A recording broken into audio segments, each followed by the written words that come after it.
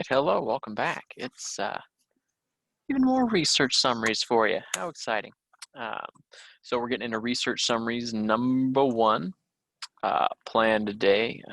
We did intro last time. You will have homework this time. It'll be 3 whole passages for you to do on your own. I think a total of 21 questions. 18 to 21 questions is usually what I'll have you guys be doing on your own. I'll work you through, I think 12 or so here. So that's the plan. Research summaries number 1, what are we getting after today? Here's some topics I found particularly interesting, or questions I thought might be a little more challenging. Research summaries practice 1. We're going to be reading procedures for details and differences. You know, step 1, step 2, step 3. We did the same thing, except we changed something. This phrasing of supporting and refuting, supporting and being a positive, refuting being a negative, confirming or, well, refuting, confirming or showing it not to be true. Reasoning behind experimental procedures. Why did we do that? Why did we decide to make that part of the procedure? Talk about independent variables, dependent variables, and things we keep constant. Why do we do those things? What kind of conclusions does that allow us to draw? Do notice that the practice packet has 3 passages in it. We're only going to do the first 2, so you can skip that last passage. We're not doing it. If you want to, it's extra practice. I've got the key done for it, but for the sake of keeping these videos under 25 minutes or so, I'm gonna omit that one. So let's. What else do we have? Research summaries, the homework. I'm gonna talk you through it, but really the key thing we're falling back on in research summaries, if we have words we don't know or a concept we don't understand, is going to be the word search. And seriously, more often than not, a word search is going to be the most effective and the quickest tool for answering a question correctly. So let's flip over and let's get into the practice. So let's get into it. We're talking practice number 1 and research summaries. There's going to be some reading involved, at least a little bit. So we're gonna, as always though, I'm gonna see. Oh, I got a diagram. We got some procedures. We got some graphs. I'm not gonna concern myself with looking through this too much. I will mark up real quick that this is kind of the introduction. These right here obviously are procedures. These things over here appear to be results. And again, looks like we have procedures and results. And that's what these are often going to look like. Some combination of, hey, what's the big idea? What's the specific thing we were testing on, and how did we do it? What were those results? And maybe we changed a little something, and we saw the results from that little change. So let's go ahead and get into it. Again, the questions are going to still generally tell us where to look in experiment 2. Oops. Sorry. In experiment 2, the greatest, circle that word greatest, average wet strength was observed at PTs that were submerged in water for 10 minutes after being heated at what temperature? So experiment 2, greatest wet strength, experiment 2. Guys, where's the tall bar? Like maximum, greatest, just circle the freaking tall bar. Where's the greatest average wet strength? I don't know, 10 minutes, that's this one. Look at tall bar, 140. If it says maximum, probably looking for the tall bar, especially if it's like the first question in a passage. They're not doing complicated things. First question in a passage, they want you to go look at a graph and pull out some sort of salient detail. Surprise visit from Bill Ernesty there. Let's keep on going. Number 15, in experiment 2. The PTs that were submerged in water for 2 hours. As the oven temperature increased from 110 to 140, what did the WD value do? So we're looking at experiment 2. That would be down here. We are looking at the 2-hour marks. That is right here, right here, right here, and right here. What happened as the temperature increased? What happened to the WD value? Well, it appears very clearly that WD value increased only. That's going to be answer option A. Keep on trucking, we can look at number 16 here. Oh, and it tells us even more specifically where to look. Step 1 of experiment 1, the PTs that would become controls were submerged in what liquid? So there's a question there. And in step 3 of experiment 1, those control PTs were heated at what temperature? So I need to find the liquid and the temperature for the controls in steps 1 and 3. So, if you look, oh my gosh, it is not going to make this hard. Water, if it was a control. 25 degrees for a control. Folks, it is not. The answer is going to be near the word. Answer is near the word. So, was submerged in 30 seconds in water. If it was control, great. So we've got water, we've got 25 degrees Celsius. I didn't have to think very hard. I just looked for the word control and I found the answer. If you don't know what's going on, just look for what seems to be that most important word. Cool. We'll keep on going. Let's go to black here. And which of experiments 1 and 2, all right, if either, did the students measure the wet strength of PTs that have been submerged in water for a total of 18 hours? Go ahead and search for 18 hours. Take a moment. See it anywhere? See it anywhere? See it anywhere? No, that's because it isn't anywhere. So if you don't find it anywhere, you get to choose the neither one. So we're searching there for 18. You wouldn't find it. Those are frustrating questions. You say, well, I'm supposed to be finding something. The neither option tells you that there was nothing to find. I know that's not the most satisfying answer ever to pick, that there's nothing there. It's somewhat disconcerting. Number 18. Number 18, I hate this question. And it's all because of this dang fraction, which messed up the formatting of the problem. This W over D makes the line spacing weird for everything. So let's look at it. Which of the following statements comparing the WD value for those submerged in water for 2 hours, comparing the WD value for 10 minutes is supported by the results of experiment 1? Okay, and look at these answers. Take a moment to notice that what are the differences between these answers? Well, if you do that, get my cord unstuck, I'm going to figure this out eventually. You'll notice that all these questions, or all these answer responses differ by only a single phrase. Greater, 2 hours greater than 10 minutes, 2 hours less than 10 minutes, 2 hours were always equal to 10 minutes, and sometimes greater than, sometimes less than. I'm going to call this mixed, just for, I don't know, a name. Well, we need to compare the 2 hour to the 10-minute bars, and we need to do that for experiment 1. Make sure we're looking where it told us to go. It told us where to look, guys. You look at experiment 1 and you say, okay, how do the 10-minute bars compare to the 2 hour bars? The 2 hours are here dashed, the 10 minutes are solid. The 2 hours are always less. Always less than the 10 minutes. So we're going to choose their answer option G. One of the things you need to be able to do, and number 18 is a really good example of this, is a question looks terrible. That question looks god-awful, but if you notice that the only thing different between the answer responses is like that single word, greater than, less than, same as, question gets a lot easier, I think, because you don't find yourself rereading like that same phrase. Nothing changes. Greater than, less than, same as. If you can spot that, you can save yourself a whole lot of time reading things that you don't really understand. Let's look at these last two. Number 19. Cool. One of the students predicted that the wet strength, predicted that the wet strengths of PTs would not increase after being treating the PTs with a solution containing both GLA and zinc nitrate.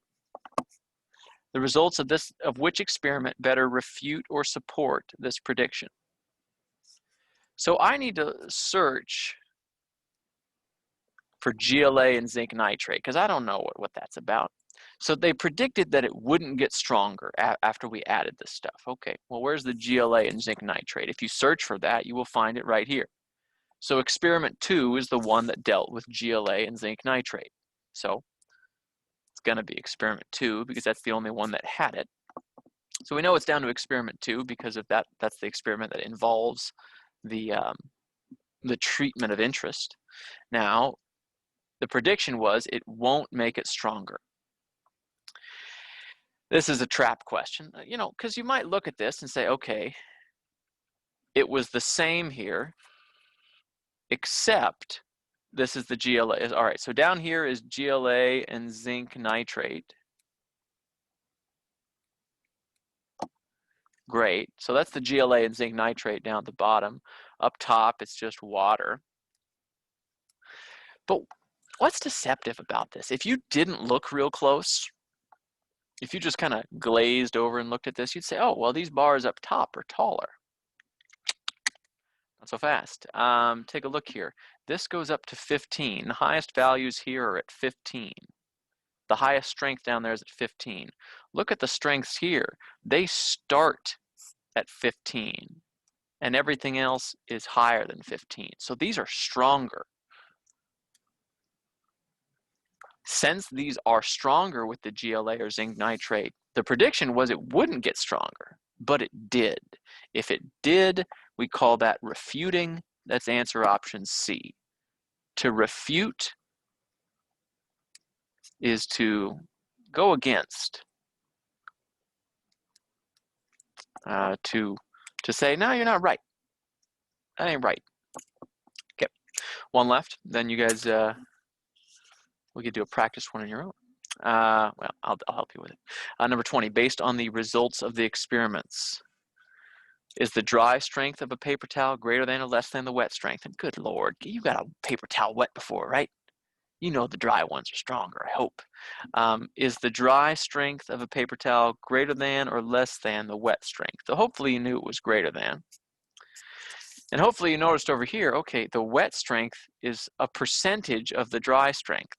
All the wet strengths are a percentage, less than 100% of the dry strength. The dry strength is greater because the wet strengths were all less than 100. So the answer there is going to be G. This is a Downy paper or Bounty paper towel commercial. That's what this whole experiment was. You know, like get the paper towel wet, put the balls on it, and see how many things you can put on it before it breaks through or whatever. That's what you just learned about if you didn't realize it. So answers there again: J, A, F, D, G, C, G. So these research summaries are going to be longer, 6 or 7 questions. They are going to be harder. Second passage is talking about frogs. There are people that eat frogs. I don't know that I've ever had one, but people do. And if you were a commercial frog farmer, you might be interested in making your frogs big and fat. What do I got to feed these frogs? Make them big and fat. So hit a pause. You've got 7 questions about these frogs. Pause. Give yourself 7 minutes and try and attempt this on your own. All right, so let's get into this this fun business regarding Rana regulosa, these tiger frogs that people apparently eat. Frog legs that taste like chicken, or so I'm told. So let's jump into it. You got a lot of stuff here, but you're not going to read anything. You're just going to start answering questions, and you're going to read things as is necessary. That's the greatest trap on this test. People thinking they need to read things ahead of time. Normally, we tell you read things before you start, signing them or whatever, but not here. So number 21, the values that were averaged to obtain the data in tables 2 and 3 were most likely read from which of the following instruments? Well, here's table 2, mass.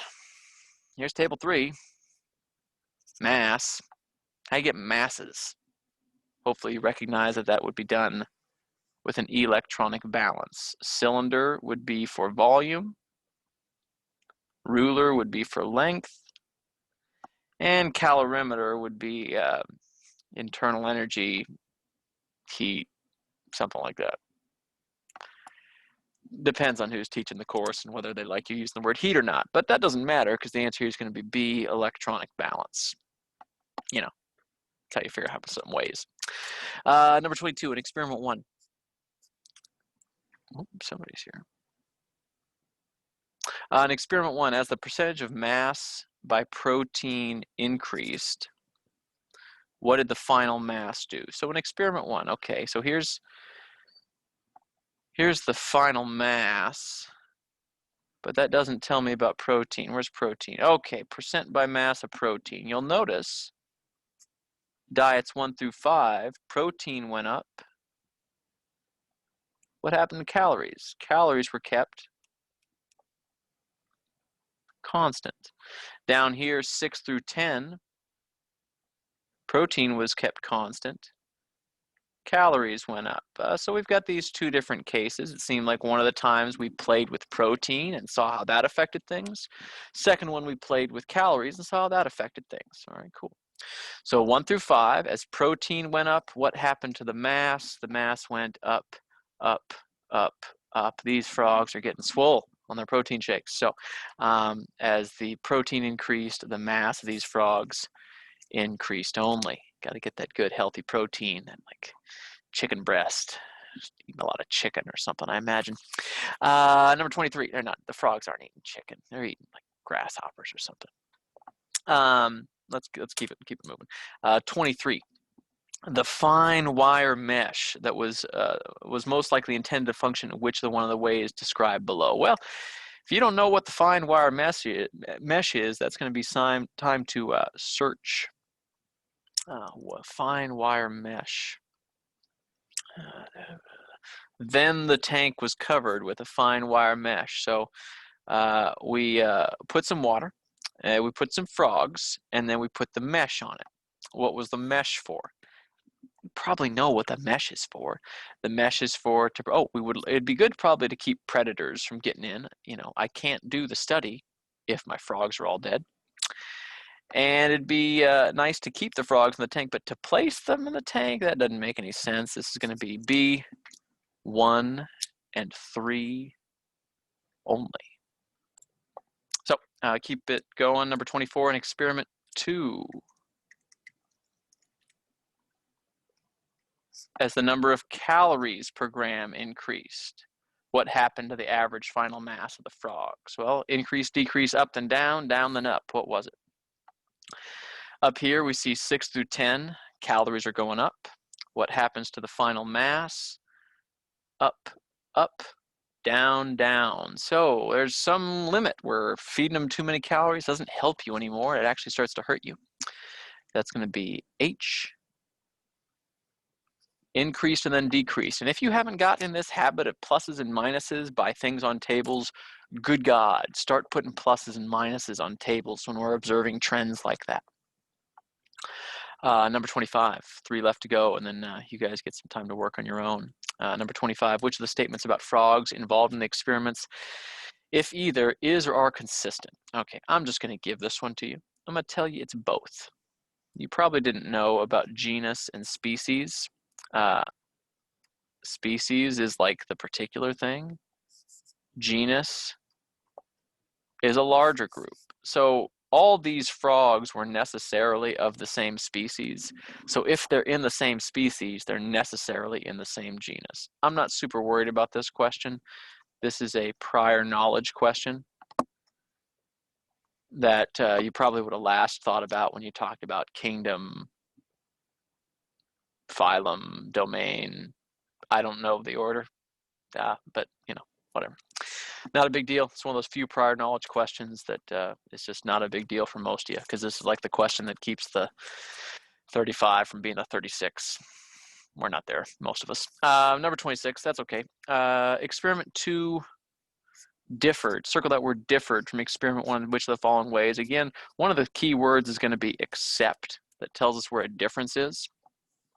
If you go to experiment 2's procedure, 5 more were prepared as in experiment 1, except that the frogs had a mass of 7.9 instead of 3.3. So except and instead, those are great words to indicate differences.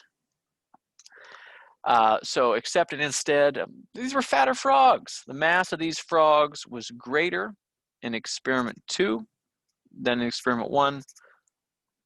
Final answer G. They ate the same amount of food. If you thought it was the quality of food, look closer. it was actually a differences in how often they were fed. They got the same amount of food in a day. It was just kind of spread out differently. That's a tricky one. And then last question for you. Talking about to determine whether the number of calories per gram affects the growth, would the farmer have looked at 1 through 5 or 6 through 10? Well, if I want to see if something affects it, I need to change values of calories. If the calories are the same in everyone, I can't see what differing calorie levels do. So, what are we looking at? Which one had differing calorie levels? Calorie levels differed on 6 through 10. 6 through 10 is experiment 2. Diet 6 to 10, because those diets varied in calories, but not in protein. Answer there is D. If protein was changing as well, it wouldn't let me know things about calories. I have to keep everything the same, except that one thing I want to know about the effect of. That's the best way to know. That's how we do things in an experiment. So, yeah, you've got another passage here talking about like moisture readings. I've got a key for it on Schoology, but you do not have to do it if you're looking for more practice. If you're grinding for that 30 plus, you should be trying this. If not, I'm not going to drown you with that extra practice. You do have some group work. Not a lot to say. Biggest thing is word searches, and hopefully we can have some questions next time I see you. Adios.